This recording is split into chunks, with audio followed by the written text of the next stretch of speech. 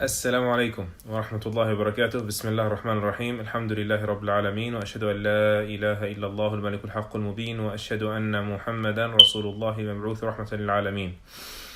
We begin in the name of Allah, the most merciful, the granter of mercy. All praise and glory be to Allah, Lord of the worlds. Certainly Allah is deserving of the best of thanks and the most beautiful praises, and testify that no one is worthy of our worship but Allah and Allah alone, without any partners, the true supreme king. And the Prophet Muhammad sallallahu alaihi wasallam was indeed his prophet and his servant and his messenger, whom he sent as a mercy to the worlds. Okay, so we are actually redoing yesterday's video because I didn't like the way I may have confused you guys. So let's talk about the subject again. Who are those exempt from fasting, and how do they compensate for that? How do they make up for that? We said that those liable to fast are every sane, adult, resident, capable Muslim. And we spoke in the first video 2 nights ago about the resident, what that means. If you're traveling, the type of travel that you would be allowed to shorten your prayer in, even if you're not exhausted, you're still allowed to break your fast. Even if it's not burdensome on you, you're still allowed to. Whether it's preferable to fast or preferable to break your fast is a debate among the scholars, but the permissibility, the exemption is there for those who choose to take it. So that's the person that's traveling. We've already covered it. So the resident is the one that is not exempted in that regard. But then we said those that are capable. Who are those that are capable? Whoever is not incapable. Those that aren't incapable are a few. First of all, because they're a unique category, those legally incapable of fasting, the woman that is menstruating or the woman that is postpartum, those are legally incapable, meaning Allah has made it illegal, unlawful on them to fast, and they must make up the days. Meaning Allah, out of His mercy, has obligated them to break their fast and to make it up at another time when they are not going through these periods. It is important to always say that sometimes our sisters, because they know their calendar, their cyclic calendar well, or they're that regular in their cycles, that as soon as they feel the onset, they say, oh, today is the day, and therefore I have started my menses. Menses is not demarcated by the cramps beginning or the date arriving. It is by the appearance of blood. Once the blood appears at some point throughout the day, then automatically that day, if it is not Maghrib yet, you would break your fast and make it up at another time, while not worrying about your reward for having fasted that many hours that day, of course. Okay, moving on now. Those that are incapable are basically those that are physically incapable. Like, the broad terminology for it is the sick, al-marid. But those are of various types. So there are people that are sick, and by sick, the one definition that would apply to all of them is that they would be adversely affected in a significant way if they fast. It would harm them physically, or harm the baby they're carrying or nursing, or it could delay their recovery from their illness because they're not taking their medication, or they're weakening their body excessively or in a significant fashion. The person who is sick in a way that could be further aggravated or further harmed by fasting, they're automatically allowed to break their fast, the sick person. And then the sick people, if they are able to make up the days at another time because they finished their course of medication, or they're better now, or it is something chronic, they'll have it their whole life, but maybe the days in the winter would be shorter, so they can make up those days. If they're able to make up the days, they should make up the days. If they're not able to make up the days, then they will have to pay or feed a fidya. Fidya is basically an atonement, or atonement is for a sin. No, it is like an expiation, a ransom for your fast, if you will. That's the literal translation, but that's what a fidya is, an exchange for your fast. And we'll explain what that exchange is at the end of the lecture, inshallah. So those that are able to make up their fast should make up their fast. So that applies to the person that is going through a curable disease, or a disease that would still allow them to make it up at a later time because they're significantly better, or the day is shorter so they won't be adversely affected. If they can make it up, they make it up. That applies to the sick person from typical illnesses. that applies to the elderly person. Sometimes a person may reach an age where they become so weak that they cannot fast the longer days, but they can fast the shorter days, like the winter days.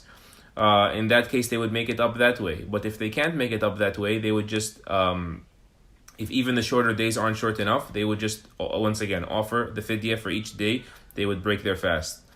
Anas ibn Malik, by the way, the companion of the Prophet ﷺ, when he got old, he would not be able to fast or break it or make up his fast because everything was too long of a day for him. What he would do is on the last day of Ramadan, he would invite 30 needy people and feed them a hot meal, and that would make up for his 30 days.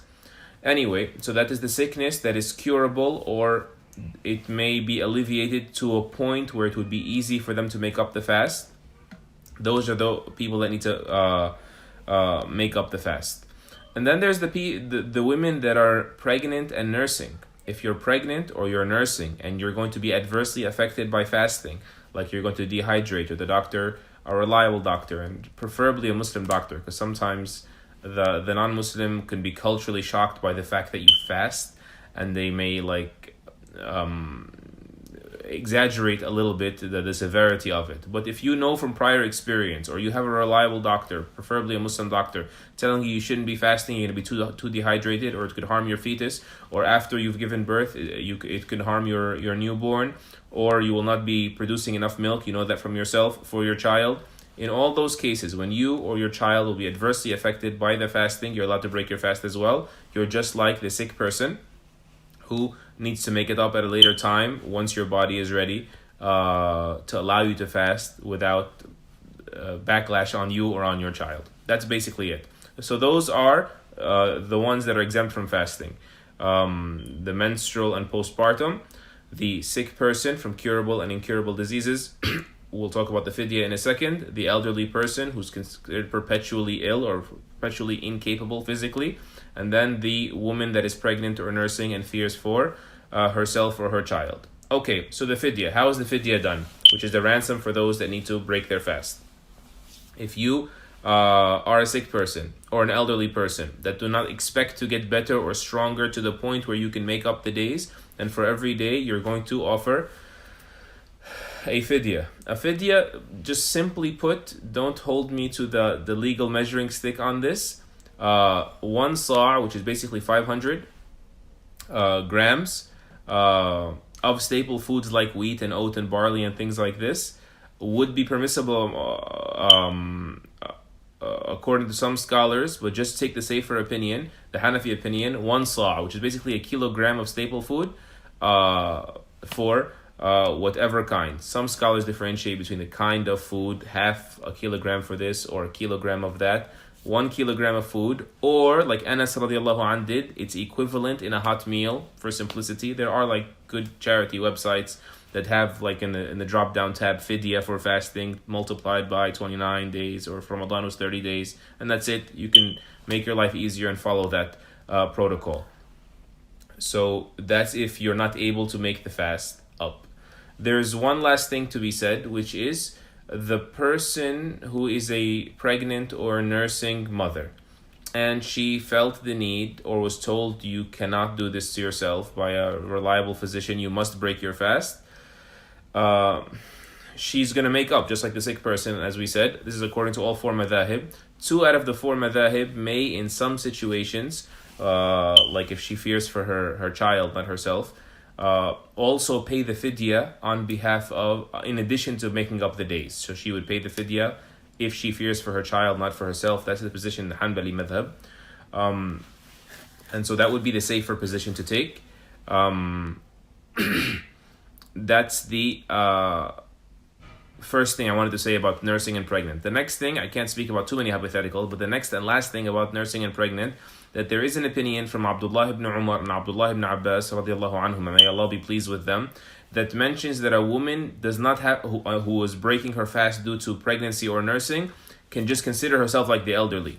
Don't even expect to make it up later or try to make it up later. Just pay the fidya, and that's it. This is contrary to the opinion of the 4 major schools of Islamic law.